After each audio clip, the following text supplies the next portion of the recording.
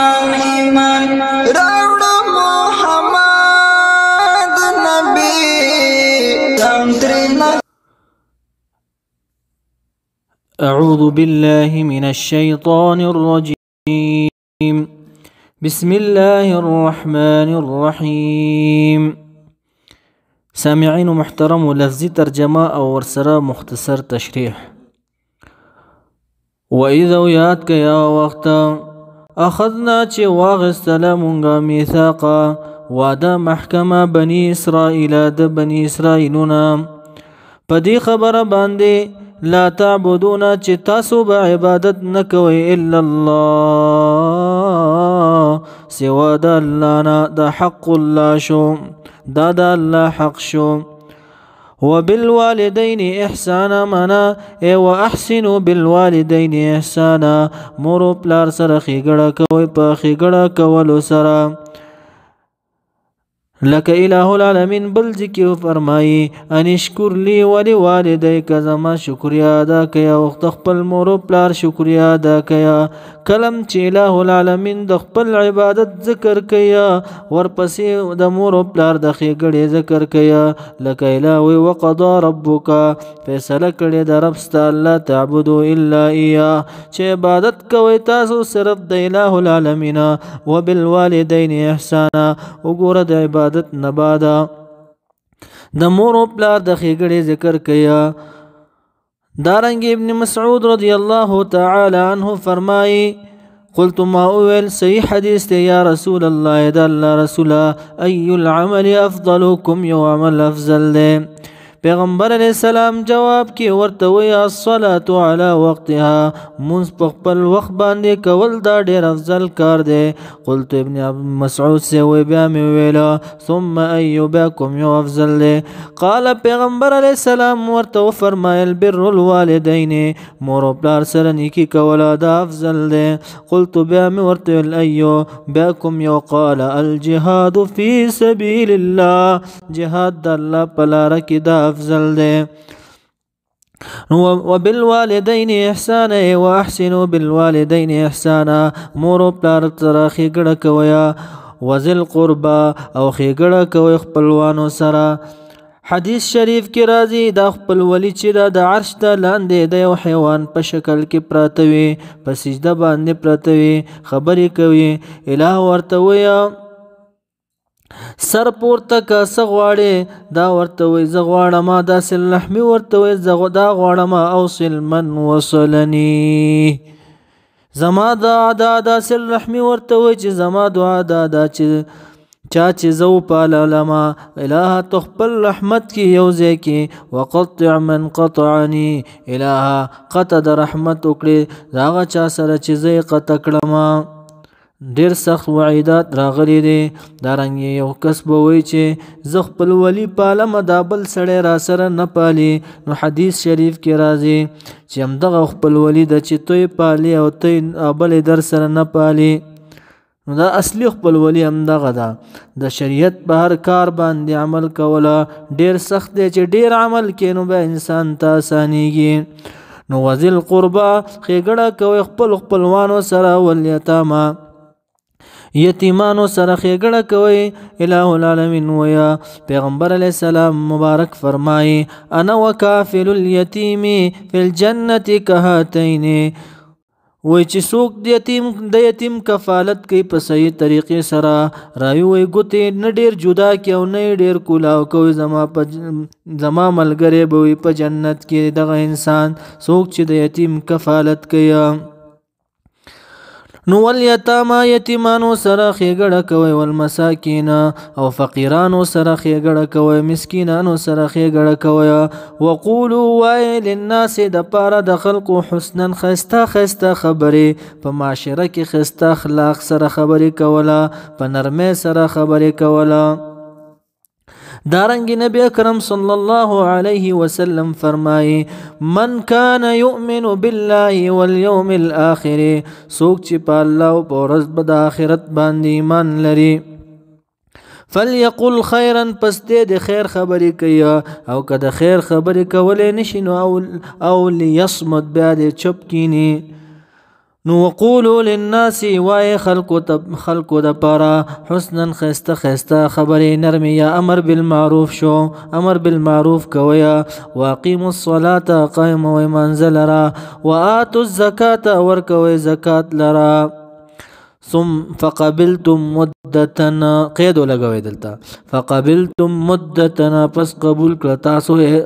احکامات اے بنی اسرائیل تر یوم دی پوره ثم تولیتم اعرضتم بیامو مخواړولو الا مگر قلیلا لگ منکم ستاسو نه چې ایمان راوړې واغې اعراضونه کو وانتم او تاسو چې معرضون اعراض کوونکې زمانې د نبی اکرم صلی الله علیه وسلم بني اسرائیلو که اعراض آبائکم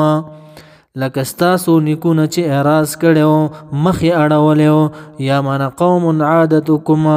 تاسو یو داسې قوم یو عادت مو دا د الاعراض عن الوفاء والطاعه اعراض د وفا نه کویا او د اطاعت نه اعراض کویا بل خباست اله العالمین د دې بیانیا دي ته په تورات کې ویل شي چې قتل بنه کویا جلاوطنی بنه کوي د کورونو نه به خلک نه رو باسیا په زور باندې دارنګه مدد به نه کوي تاسو د خپل اهلی کتاب په مقابله کې د مشرکانو سره به نه ودرېږئ د هغې سره به مدد نه کوئ بل دې ته ویلی شوي چې تاسو ته قیدي راشي فدیه کې آزادولی شئ فدیه تاسو دپاره حلاله ده دا په مدینه منوره کې دو قبیلې وي د مشرکانو دو د مشرکانو قبیلې وي او دو د یهودو قبیلی وی د اهل کتابو د مشرکانو د قبیلی نامه وا اوس او خزرج او د یهودو د قبیلی نامه وا بنو قریظه او بنو نذیر نو بنو قریظه چې دا د مشرکانو د قبیلی د اوسیانو سره قسم کړو چې مونږ به تاسو سره یو کله چې تاسو خپلو کې جنگ شو یعنی مشرکانو خپلو کې اوس او د خزرج چې جنگ شو نو بنو قریظه ویلو چې موږ د اوسیانو سره به یو قسم کړو او بنو نذیر د خزرج سره قسم کړو چې موږ به تاسو سره یو بنو نذیر چې اهل کتاب او خزرج د مشرکانو قبیله وا نو الہ العالمین د دې خباست بیانوي چې تاسو هغه خبيث قوم یې چې مشرکانو سره به ودرېدیا خپل اهل کتاب به مو وجله کورونو نه به ویستله او قتلول به مو وایذ او یاد کړئ هغه وخت اخذنا چې واغسته مونږه میثاقکم وعده محکمه د تاسو نه په دې خبره باندې لا تسفکونه چې تاسو به نه تویوئ دماءکم وینې ستاسو یعنی بعضې به بعضې نه قتلویه ولا تخرجون او نه به وباسئ انفسکم نفسونه خپله یعنی بعضې په بعضې باندې یعنی دا به نه وباسئ من دیارکم د کورونو خپلونا ثم بیا اقررتم اقرار وکړو تاسو ای بنی اسرائیلو بهذا العهد په دې وعده باندې انه حق چې دا حق وعده ده وقبلتم او قبول مو کړو وانتم او یی تاسو تشهدون گواهی کوونکي په ځانونو خپلو باندې ثم بیا انتم یی تاسو ای بنی اسرائیل هؤلاء هغه ډله تقتلون چې وجل بمو انفسکم نفس نخبلا یا مانا خودکشانی بمو کولی یا مو خپلو کی یو بل وجلا وتخرجون ویستل بم تاسو فریقا یو ډلا منکم ستاسونا من دیارهم د کورونو خپلونا په ظلم سره تظاهرون تتعاونون تاسو امداد کولو مدد بمو کولو علیهم په مقابله د فریقا بالاثم په ګناه باندې والعدوان او په ظلم سره نو تاسو به د مشرکانو سره ودرېدیا نو دا د ګناه مدد وکنه خپل اهل کتاب به مو وجله بالاثم په ګناه سره به مدد کولو والعدوان او په ظلم سره وان یاتوکم کچر را بغی تاسو لرا اسارا قیدیانا تفادوهم نو تاسو به فدیه ورکولا تفادوهم من تخلصوهم بالمال خلاص والبمغیل را په مال باندې په فدیه باندې وهو شاندار محرم حرام کړی شی علیکم په تاسو باندې اخراجهم مستلددی وستل حرام وغم کولو او فدیه ټیم بچ راغی تورات کې راغلی چې فدیه اخلیا. رب کریم فرمای افتؤمنون یا تاسو ایمان وروړئ ببعض الکتاب په بعض کتاب باندې وتکفرون او کفر کوي ببعض په بعض باندې چې قتل دی جلاوطنی دا او مدد کول دی په ګناه او په ظلم سره په بعض باندې کفر کوي چې دا ما بیان کړه دی. فما جزاء پس د جزاء من دا چا یفعلو چې وکړي ذالک دا کارا کوم یو کار اشاره دی ته دا چې په بعض باندې کفر وکړي په بعض باندې ایمان وروړي. نو فما جزاء پس د جزاء من دا چا یفعلو چې وکړي ذالک دا کارا منکم ستاسونا الا مگر خزي شرمندگی د الله ویا فی الحیات الدنیا په ژوند دنیوي کې په جهاد باندې شرمندگی دا نن هم شرمنده شوی دي دا کفار. ويوم القيامة ورځ د قیامت يردون رد بکړي شي دي الى شد العذاب سخت عذاب تا. وما الله ندي الله تبارك وتعالى بغافل خبر عما دغسنا تعملون چې تاسو یې سکویا. اولئک الذین دا کسان دي دا یهودیانا اشتروا مانا اختاروا چې غوره کړه الحیات الدنیا ژوند دنیوي لرا بالآخرة علی الآخرة په آخرت باندې فلا يخفف مانا فلا يهون پس سپک به نکړی شي. رب کریم فرمای سپک به نکړی شي عنهم العذاب د دې کافرانو عذاب ولا هم ينصرون نب د دې امداد وکړی شي